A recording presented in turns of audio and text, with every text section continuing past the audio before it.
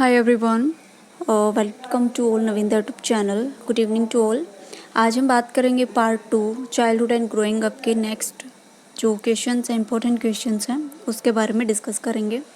तो साथ के साथ अपने आंसर देते चलिएगा और अपने फ्रेंड्स के साथ ज़रूर शेयर करें वीडियो को, ताकि उनको भी साइकोलॉजी के या फिर जो आपका फर्स्ट पेपर है चाइल्डहुड एंड ग्रोइंग अप उसके इंपॉर्टेंट क्वेश्चंस मिल सके। ठीक है, तो चलो फिर स्टार्ट करते हैं। फर्स्ट क्वेश्चन है, मनोविज्ञान का जनक किसे कहा जाता है, किसे माना जाता है? थॉर्नडाइक को, विलियम जेम्स को, विलियम वुंट को, या फिर इनमें से कोई भी नहीं। तो जो आपका राइट आंसर है वो हो जाएगा थर्ड, विलियम वुंट को मनोविज्ञान का जनक माना जाता है, फादर ऑफ साइकोलॉजी। नेक्स्ट आपका क्वेश्चन, प्राचीन मनोविज्ञान का जनक किसे माना जाता है? विलियम वुंट को, विलियम जेम्स को, अरस्तु को, या फिर हर्बर्ट को? तो किसे माना जाता है प्राचीन मनोविज्ञान का जनक? ये माना जाता है अरस्तु को। Third option is right. Next है, प्रयोगात्मक मनोविज्ञान का जनक किसे माना जाता है? विलियम वुंट को, विलियम जेम्स को, थॉर्नडाइक को, या फिर जेबी वॉटसन को? तो प्रयोगात्मक मनोविज्ञान का जनक माना जाता है विलियम वुंट को। ठीक है, अगर बात है मनोविज्ञान का जनक या फिर प्रयोगात्मक मनोविज्ञान का जनक, तो दोनों का राइट आंसर एक ही होगा, विलियम वुंट। आपसे क्वेश्चंस पूछ सकते हैं इस तरीके से। नेक्स्ट है, आधुनिक मनोविज्ञान का जनक किसे कहा जाता है? फर्स्ट ऑप्शन है थॉर्नडाइक, विलियम जेम्स, स्किनर, या फिर इनमें से कोई भी नहीं। तो आधुनिक मनोविज्ञान का जनक किसे कहा जाता है? वो कहा जाता है विलियम जेम्स को। Second option is right. Next है, प्राचीन शिक्षा मनोविज्ञान का जनक किसे कहा जाता है? हर्बर्ट को, थॉर्नडाइक को, पैवलव को, या फिर इनमें से कोई भी नहीं। तो राइट आंसर है आपका Herbert. First option is right. Herbert को प्राचीन शिक्षा मनोविज्ञान का जनक कहा जाता है। नेक्स्ट है, आधुनिक शिक्षा मनोविज्ञान का जनक किसे कहा जाता है?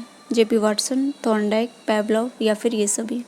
तो राइट आंसर हो जाएगा आपका थॉर्नडाइक। अगर आपसे ये पूछे कि आधुनिक शिक्षा मनोविज्ञान का जनक किसे कहा जाता है, तो भी थॉर्नडाइक आएगा। अगर आपसे सिर्फ ये पूछ ले कि शिक्षा मनोविज्ञान का जनक किसे कहा जाता है, तो वो भी आपका थॉर्नडाइक ही होगा। Second option is right. ठीक है, नेक्स्ट है, व्यवहारवाद का जनक किसे कहा जाता है? बिहेवियरिज्म, थॉर्नडाइक, अरस्तु, प्लूटो, या फिर जेबी वॉटसन?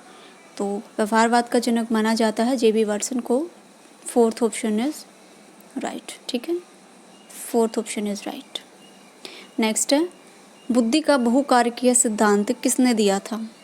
तो बहुकारकीय सिद्धांत किसने दिया था? पैवलव ने, थॉर्नडाइक ने, स्किनर ने, या फिर वर्दीमर ने?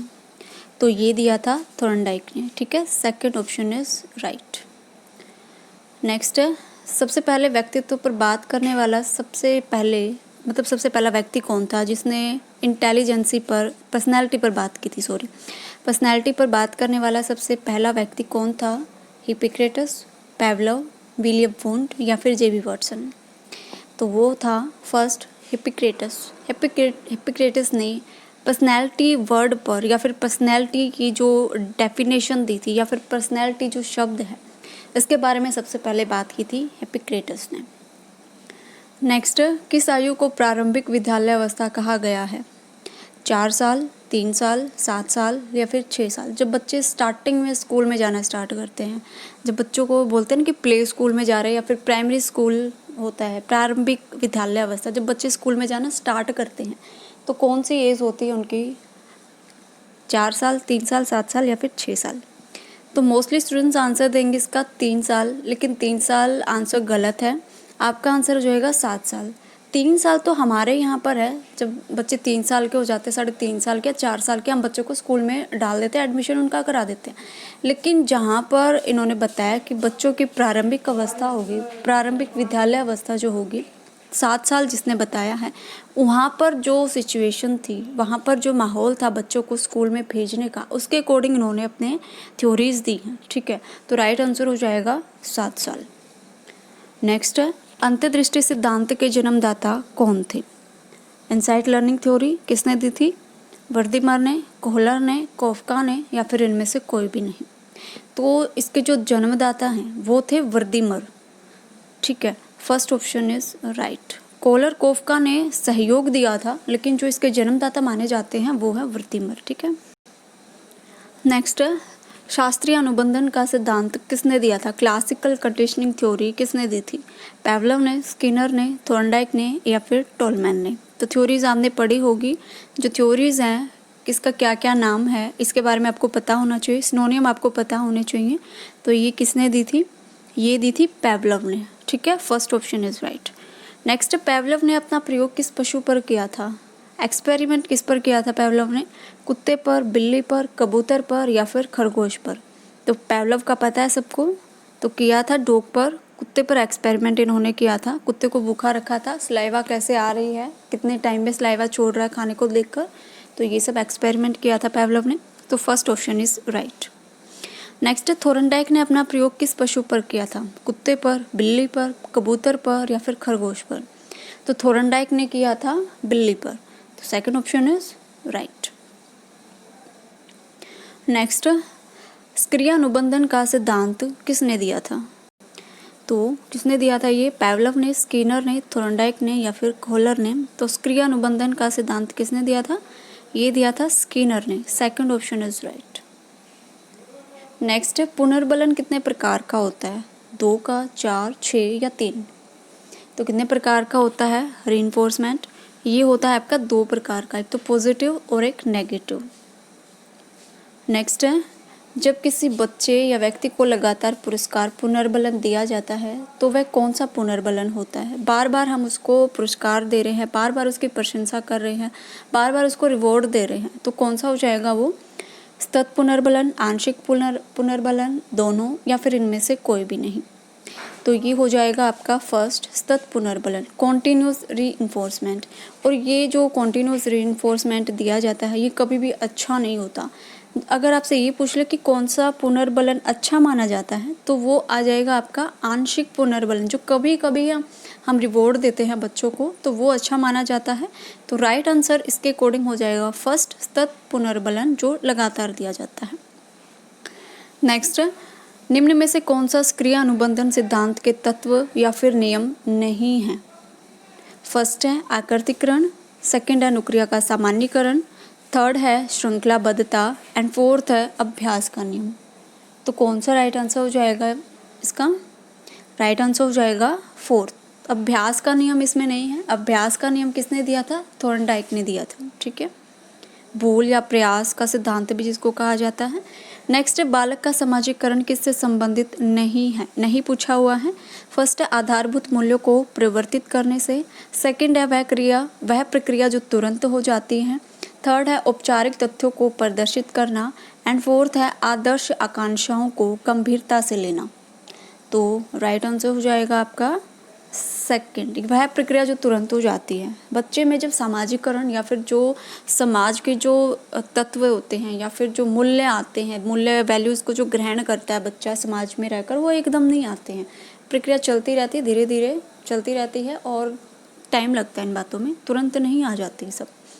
नेक्स्ट है, आनुवांशिक को एक सामाजिक संरचना माना जाता है, कौन सी होती है? प्राथमिक, द्वितीय, गतिक या फिर स्थायिक? तो कौन सी होती है ये आनुवांशिकता? इसको प्राइमरी माना गया है। सबसे पहले हम हेरिडिटी को महत्व देते हैं। ओके, नेक्स्ट, निम्न में से शारीरिक गतिक बुद्धि किस में पाई जाती है? जो फिजिकल मोमेंट, जो इंटेलिजेंसी है वो किस में पाई जाती है? नर्तक में, डांसर में, खिलाड़ी में, जिम्नास्टिक में या फिर इन सभी में शारीरिक गतिक बुद्धि पाई जाती है? तो राइट आंसर हो जाएगा ये सभी, इन सभी में शारीरिक गतिक बुद्धि पाई जाती है। और ये जो बुद्धि बताई थी 9 तरह की जो बुद्धि है वो किसने बताई थी? गार्डनर ने बताई थी। और जो गार्डनर की जो बुद्धि है 9 तरह की, वो सबका आपको पता होना चाहिए। नेक्स्ट है, भारत में निर्धनता के क्या कारण है? क्या कॉजेस है पॉवर्टी के? फर्स्ट है आर्थिक कारण, सेकंड है भौतिक कारण, थर्ड है अशिक्षा या फिर ये सभी निर्धनता के कारण हैं? तो राइट आंसर हो जाएगा फोर्थ, ये सभी ही पॉवर्टी के रीज़न है। ठीक है, नेक्स्ट, किशोरों में तनाव के क्या कारण हैं? फर्स्ट पारिवारिक समस्या, सेकंड बेरोजगारी, थर्ड है कुंठा और अकेलापन एंड फोर्थ है उपरोक्त सभी। तो जो एडोलेसेंस होते हैं, इनमें सभी में क्या तनाव का क्या कारण पाया जाता है, ये सारी ही चीज़ें होंगी। तो राइट आंसर जो आएगा आपका 4th, उपरोक्त सभी। ओके, नेक्स्ट है शिक्षा को बाल केंद्रित माना जाता है जब फर्स्ट है बालक के व्यक्तित्व का संपूर्ण विकास होता है, सेकंड है बालक की मांग, रुचि व अभिवृत्ति को प्राथमिकता दी जाती है, थर्ड है शिक्षक के स्वयं के महत्व को ध्यान में रखा जाता है, एंड फोर्थ है पाठ्यक्रम को महत्व दिया जाता है। तो यहाँ पर पूछा क्या है कि शिक्षा को बाल केंद्रित माना जाता है, चाइल्ड सेंटर्ड माना जाता है एजुकेशन को। तो थर्ड एंड फोर्थ आपके ऑप्शन नहीं होंगे, क्योंकि यहाँ पर बात की जा रही है टीचर की, लेकिन यहाँ पर पूछा हुआ है स्टूडेंट्स के बारे में। तो फोर्थ भी नहीं होगा, क्योंकि पाठ्यक्रम को हम नहीं मानकर चलेंगे सेंटर में। तो सेकंड ऑप्शन राइट हो जाएगा, बालक की मांग, रुचि व अभिवृत्ति की प्राथमिकता होती है इसमें। नेक्स्ट, एक व्यक्ति की जीवन में नाम, प्रशंसा कमाने की इच्छा किस प्रकार का अभिप्रेरक है। कोई व्यक्ति है और वो चाहता है कि मेरा नाम हो, मुझे सब जाने, मेरी प्रशंसा हो, तो इस तरह का जो अभिप्रेरक है वो कौन सा होगा। आंतरिक होगा, बाह्य होगा, दैहिक होगा या फिर मनोवैज्ञानिक होगा। तो राइट आंसर हो जाएगा फर्स्ट, आंतरिक अभिप्रेरक होगा, क्योंकि वो खुद चाहता है, दूसरे नहीं चाहते। बाह्य हो जाएगा जब दूसरों के चाहने से वो करे, या फिर दूसरों के कहने पर करे, या फिर दूसरे ये चाहते हैं इसलिए वो कर रहा है। लेकिन यहाँ पर क्या है, वो स्वयं चाहता है कि मेरा नाम हो, मेरी प्रशंसा हो। ठीक है, तो राइट आंसर हो जाएगा आपका फर्स्ट, आंतरिक अभिप्रेरणा। Okay, first answer is right. Okay, तो आज के लिए थे बस यही कुछ 25 इंपॉर्टेंट क्वेश्चंस आपके पार्ट 2 के चाइल्डहुड एंड ग्रोइंग अप। आप इस वीडियो को ज़्यादा से ज़्यादा शेयर करें अपने ग्रुप में, ताकि सभी को इम्पोर्टेंट क्वेश्चंस मिल सकें। और जितने भी यूट्यूब पर इम्पोर्टेंट क्वेश्चंस के वीडियोस हैं, जो मल्टीपल चॉइस क्वेश्चंस की आपको वीडियो मिलती है, तो सभी से प्रैक्टिस कीजिए। किसी एक वीडियो पर या फिर किसी एक चैनल पर आप स्टडी मत करना, क्योंकि आपको मिलेंगे बहुत सारे क्वेश्चंस, वैरायटी बहुत मिलेगी। हार्ड लेवल मिलेंगे, मीडियम लेवल मिलेंगे, एंड थोड़े से इजी लेवल भी आपको देखने को मिलेंगे। ठीक है, तो सभी से तैयारी करिए, जितनी तैयारी हो सके उतनी तैयारी करिए, और अपने एग्ज़ाम्स के लिए बेस्ट प्रिपरेशन करिए। और जितने क्वेश्चंस आपसे खुद से बन रहे हैं उनको भी अंडरलाइन करते चलेगा। ठीक है, तो आज के लिए था बस इतना ही। मिलते हैं फिर नेक्स्ट वीडियो में। कंटेम्प्रेरी इंडियन एजुकेशन के पार्ट 2 में हम डिस्कस करेंगे नेक्स्ट जो हमारा बचा हुआ है। ठीक है, तो चलते हैं फिर। Thank you, take care and best of luck for exams.